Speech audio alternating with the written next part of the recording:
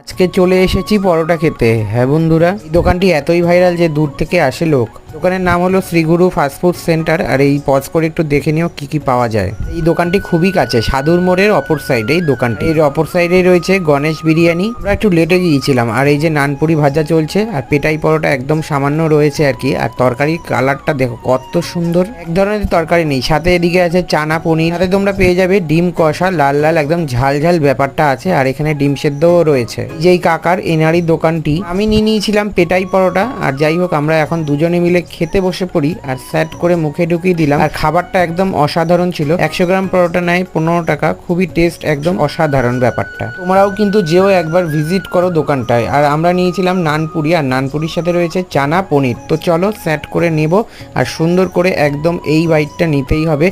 তো চলো বেশি কথা না বলে আমি এখন খাই। দেরি কেন করছো, তাড়াতাড়ি যাও। আজকের মতন বাই।